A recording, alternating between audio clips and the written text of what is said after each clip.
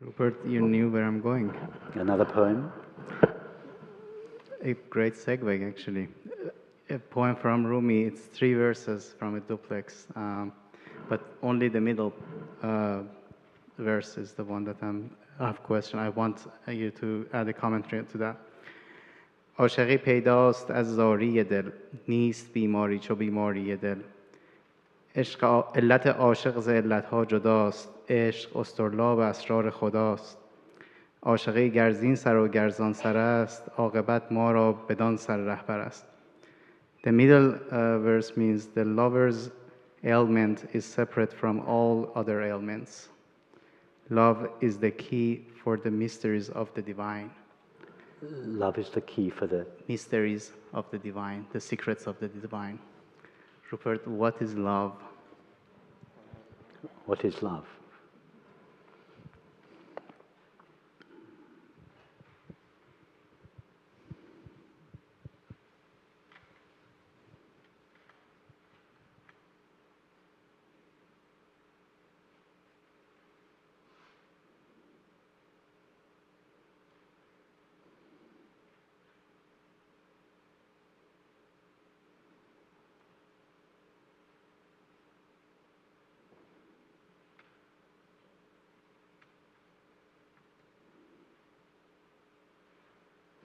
Well, I would prefer not to say anything at all.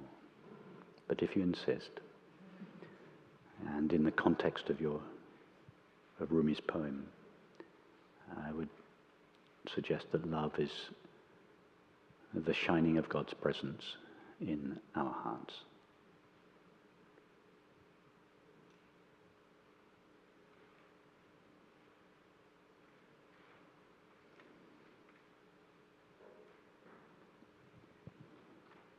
Is it just the feeling itself that we sense? No, it's not a feeling. Love is not an emotion.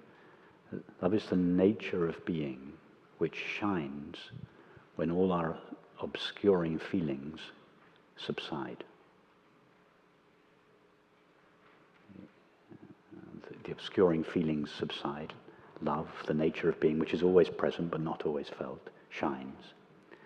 Then the obscuring feelings rise again. Love seems to disappear. It doesn't. It has just failed.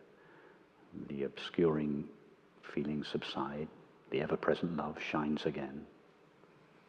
Obscuring feelings arise, and it is obscured. And for this reason, we tend to think that love is just a feeling that alternates with sorrow. It's not.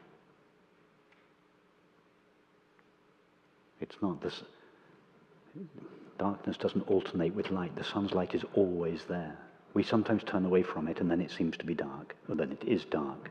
But that doesn't mean that the sun is not there. It just means that we've turned away from it. So within the limits of the analogy, that light and darkness are not equal and opposite states. The light is always there. The sun is always there. We sometimes turn away from it and we sometimes don't. But it is always there. Love is always there because it is the nature of being. It can be obscured, it can be revealed, but it is not just an equal and opposite emotion that fluctuates with hatred or conflict or unfriendliness. So it's always there, obscured or revealed, but ever present, not always present, ever shining. It is the nature of being. Is God love? Sorry? God is love? God, yes, God is love. Is it exactly. the nature God, love is just one of the common names, one of the street names for God. Yeah. So it's the nature of God. It's the nature of God. Yes. So, because for God,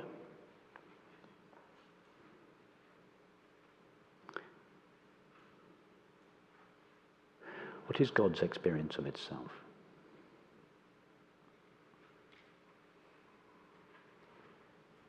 Just I am. Because God cannot stand apart from itself and know itself in subject-object relationship. So in God's experience of itself, which is the only real, the only absolutely true experience, there is nothing objective. Because in order for there to be something objective, there must be a subject from whose point of view it is known. The subject must stand apart from the object. But in God's experience of itself, it cannot stand apart from itself. Where would it go? So in God's experience of itself, there is just itself, just the experience I am. So for God, there is no otherness.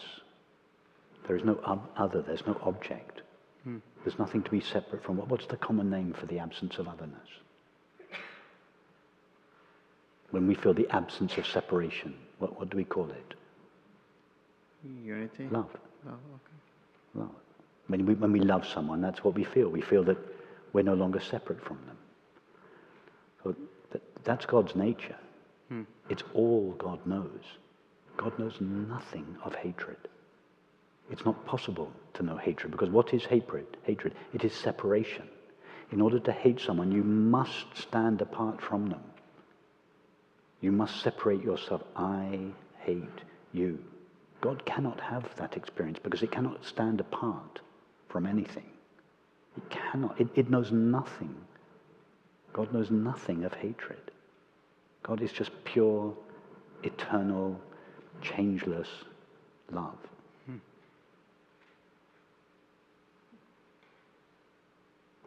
It's the experience that we refer to as love. It's what we as human beings, when we feel love, what we are feeling is God's nature, infinite being, shining in each of our finite minds.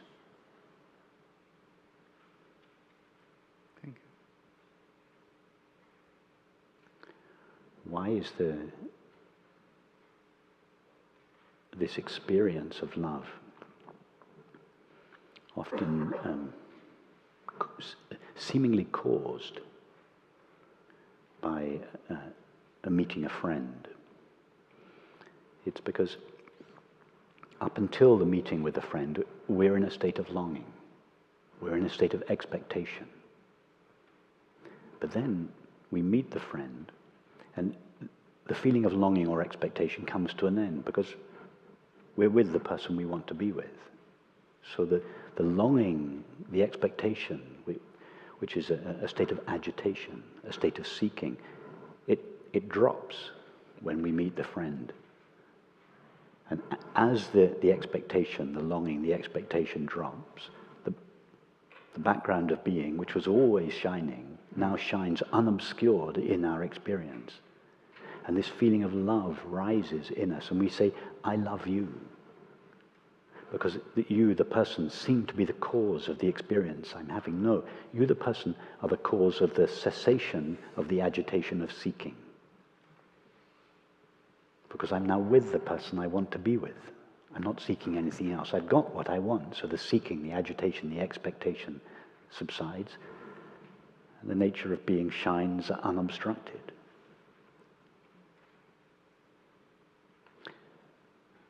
And this doesn't mean that we no longer seek relationship, but we no longer seek relationship for the purpose of finding love, because we've found the true source of love. We may still continue to seek a relationship, intimate or otherwise, but we do so for the purpose of expressing love, for sharing love, for celebrating love, not for finding love.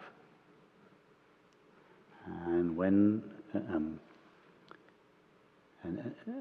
And this is what's very beautiful about the friendships that arise on these gatherings, because we don't use each other as a means of acquiring love. So if you seek a friend for the purpose of acquiring love, the friendship is always tainted by our wanting something from the other person. But here, this very beautiful quality of friendship we have is because we're not seeking anything from each other. We're not wanting the other to fulfill our voracious need for love. We found the source of love in ourselves. We found the source of peace. So then our friends are relieved. We relieve our friends of the impossible demand of producing love for us. And then the real friendship, the expression of love, the sharing of love, the celebration of love can then shine without being tainted by our desire to get something from the other. And then that's why the quality of friendship on these retreats is so beautiful.